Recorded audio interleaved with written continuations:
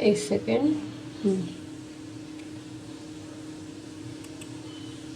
हमने last class में continue किया था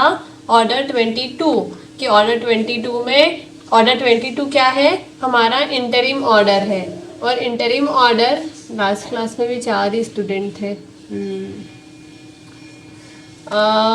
ऑर्डर 22 है हमारा इंटरिम ऑर्डर, मतलब जो हमने रोड में देखा था कि जब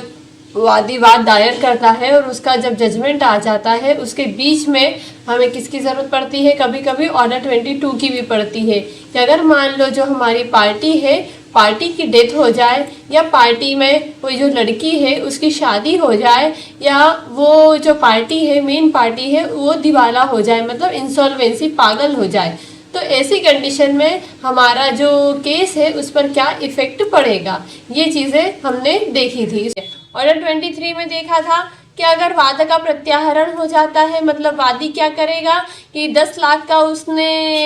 केस लगाया है बी के ऊपर कि बी ने मेरे से 10 लाख रुपए लिए थे, तो ऐसी कंडीशन में वो क्या कर सकता है, या तो पूरा का पूरा केस जो है कि हाँ मुझे 10 लाख रुपए नहीं चाहिए, ऐसे पूरे के पूरे वाद का प्रत्याहरण कर सकता है, वाद ही वापस ले सकता है, या तो कहेगा कि 10 लाख में से मुझे 5 लाख रुपए नहीं चाहिए, मतलब दावे के किसी भाग का उसने परित्याग कर दिया। तो ऐसी कंडीशन में अगर वो ऐसा परित्याग करता है तो वो वहां पर अगर कोर्ट की परमिशन से करता है तो वो नया सूट ला सकता है, पर अगर वो विदाउट परमिशन ऐसा करता है तो उसको नया सूट लाने की परमिशन नहीं होगी। तो यहाँ दे रखा है परंतु जहाँ वादी अवयस्क है, अभी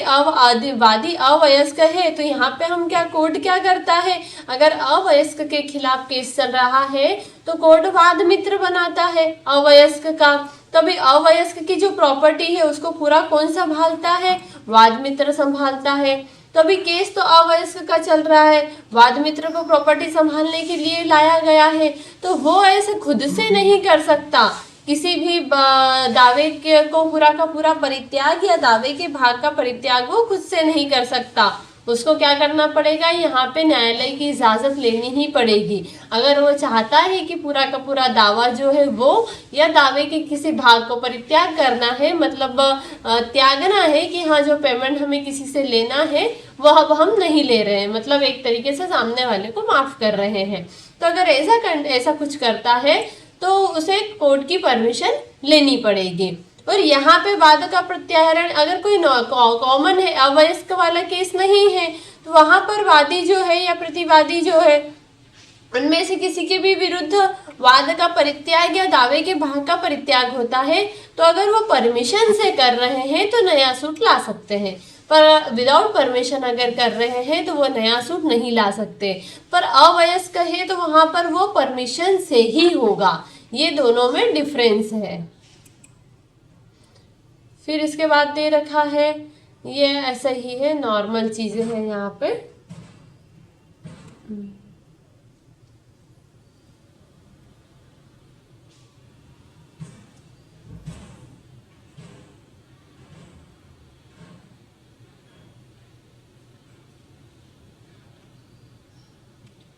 फिर 24 दे रखा है। 24 क्या बात करता है, न्यायालय में जमा करना, क्या जमा करना, पेमेंट। अभी पेमेंट क्यों जमा करना है, जैसे मान लो प्लेंटिफ है और डिफेंडेंट है, अभी वो जो प्लेंटिफ है, डिफेंडेंट क्या है, डिफेंडेंट के खिलाफ केस हो गया है, अभी डिफेंडेंट क्या बोलता है कोर्ट में कि मेरे खिलाफ जो केस हुआ है इसको मैं एक्सेप्ट करता हूँ, मतलब मैं लड़ने के लिए तैयार हूँ, पर मुझे पता है कि केस में ही जीतूंगा, तो हो सकता है मैं केस जीत जाऊं और उसके बाद में हमने देखा था कि पेमेंट कौन देता है, खर्चे वगैरह, जो पार्टी हार जाती है वो जीतने वाली पार्टी को पैसे देती है। तो यहाँ पर प्रतिवादी बोल रहा है कि मुझे पता है मैं जीत जाऊंगा, पर इसकी क्या गारंटी कि मैं जीत जाऊंगा, तो प्लेंटिफ जो है, वादी जो है वो मुझे पैसे देगा, जो मेरे खर्चे होंगे पूरे केस में वो मुझे देगा, इसकी क्या गारंटी है। तो ऐसी कंडीशन में वो कोर्ट से आवेदन कर सकती है कि जो केस चल रहा है उसमें वादी को बोलिए कि वादी पहले कुछ धनराशि जो है वह जमा करवाए, मतलब डिपॉजिट करवाए, ताकि मुझे ये विचार में दावे की पूर्ण तुष्टि हो, मतलब यहाँ जा ताकि मुझे क्लियर हो सके कि हाँ अगर मैं जीत जाऊंगा तो मुझे मेरा पेमेंट मिलेगा। तो ये बात यही करता है। तो ऐसा क्यों कर रहा है, इसका रीजन क्या है ये देखते हैं। तो दावे की तुष्टि में प्रतिवादी द्वारा रकम का निक्षेप कि ऋण या नुकसानी की वसूली के लिए किसी भी वाद में प्रतिवादी जो है वो क्या करेगा, वादी के किसी भी प्रकरण में न्यायालय में, मतलब न्यायालय को बोलेगा कि आप वादी से पेमेंट रखवाइए, कुछ डिपॉजिट करवाइए, ऐसा वो आवेदन करता है। निक्षेप पर ब्याज सूचना के पश्चात वादी को अनुज्ञात नहीं किया जाएगा। प्रतिवादी द्वारा निक्षिप्त की गई किसी भी राशि पर वादी को कोई भी ब्याज ऐसी सूचना की प्राप्ति की तारीख से अनुज्ञात नहीं किया जाएगा जहां पर ये वाला जो है खर्चों के लिए प्रतिभूति, यहाँ पर जो प्रतिवादी है वो बोलता है कि आप वादी से पेमेंट करवाइए, क्योंकि मैं जीत जाऊंगा तो उसके बाद ऐसी गारंटी नहीं है कि वादी मुझे पेमेंट करेगा ही करेगा। बाकी 24 में यह बात दे रखी है कि जैसे ए बी के खिलाफ 10 लाख का केस लेकर आता है, तो बी अगर कुछ पेमेंट जमा कर देता है, तो जैसे कि ए बोलेगा कि 10 लाख रुपए चाहिए, बी बोलेगा, कोर्ट को कहता है कि हाँ 5 लाख रुपए तो मुझे इसको देना है,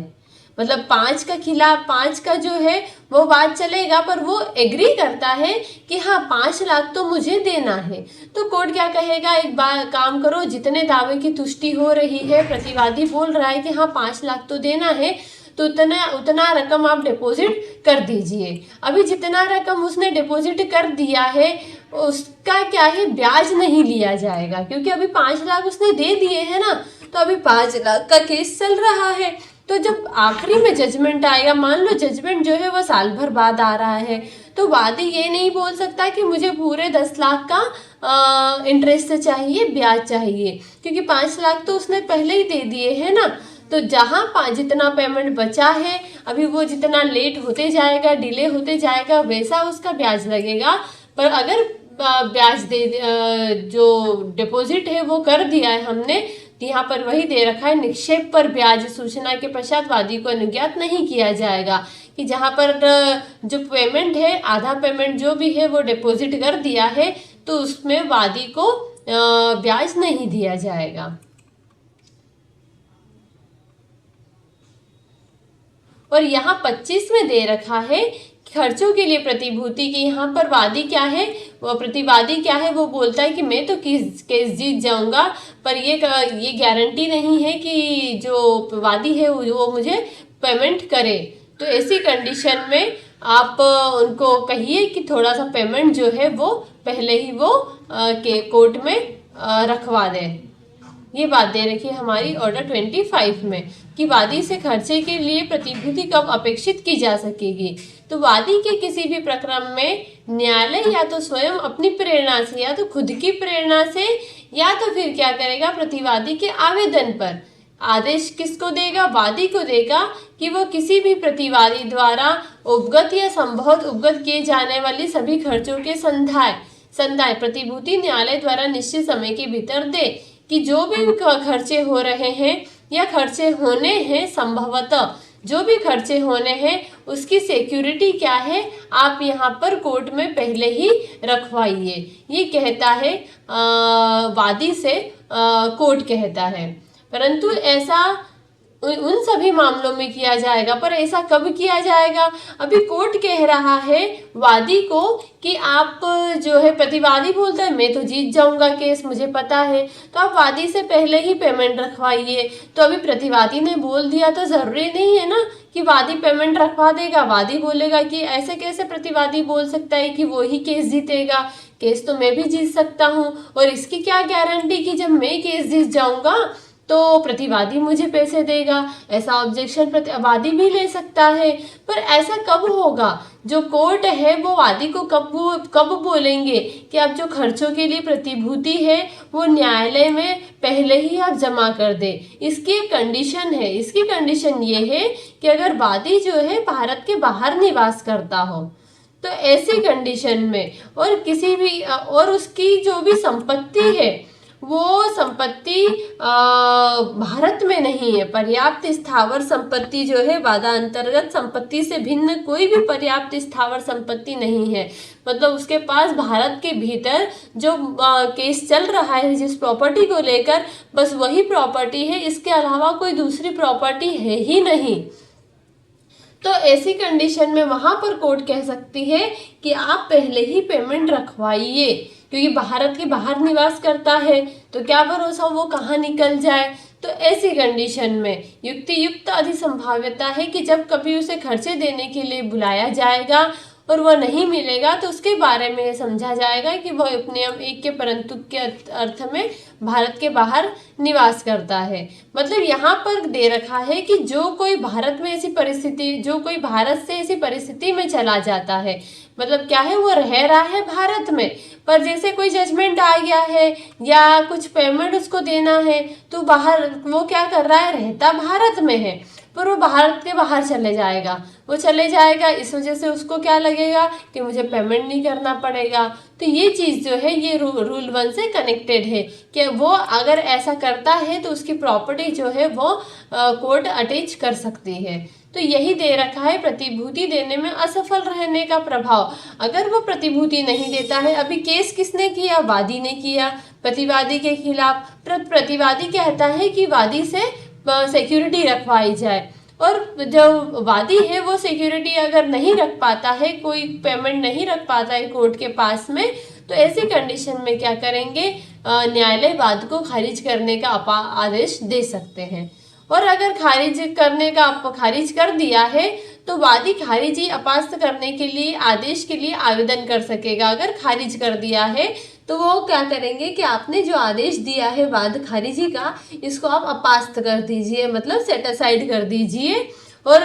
ये कब बोलेगा, जब उसके पास ऐसा कुछ कारण हो, वो बताएगा कि मेरे पास कुछ ऐसा रीज़न है जिस वजह से मैं प्रतिभूति नहीं दे पाया, मेरे मतलब पर्याप्त हेतु से निवारित रहा है, ऐसी वो कंडीशन बता देगा। कोर्ट को लगेगा कि हाँ ये सही बोल रहा है, ये प्रॉपर जो टाइम इसको दिया था उस वक्त ये पेमेंट नहीं कर पाया, इसके पास वैलिड रीज़न है। अगर कोर्ट को ऐसा लगता है तो वो वाद जो खारिज किया है उसको अपास्त कर देंगे। इसके बाद में जो प्रतिवादी है वो नया केस जो है, नया सूट जो है वो ला सकते हैं। तो ये दे रखा है हमारा 22 में, 25 में। तो ये अभी जितना पढ़ा हमने 22, 23, 24, 25, तो ये हमारे एग्जाम में नहीं आएंगे ये, पर हमें पता होना चाहिए कि अगर केस चलते चलते वादी की मृत्यु हो जाती है, प्रतिवादी की मृत्यु हो जाती है तो फिर क्या होगा, ये हमें पता होना चाहिए। अगर भारत के बाहर का वादी है तो फिर क्या होगा, ये कंडीशंस जो है कि पेमेंट किससे क्या जमा करवाना, अगर नहीं जमा करवाया तो क्या होगा, और जमा कर दिया है तो उस पर ब्याज कितना लगेगा, कब से लगेगा, ये चीज़ें हमें पता होनी चाहिए। तो इसलिए हमने उनको भी थोड़ा सा डील कर लिया। अब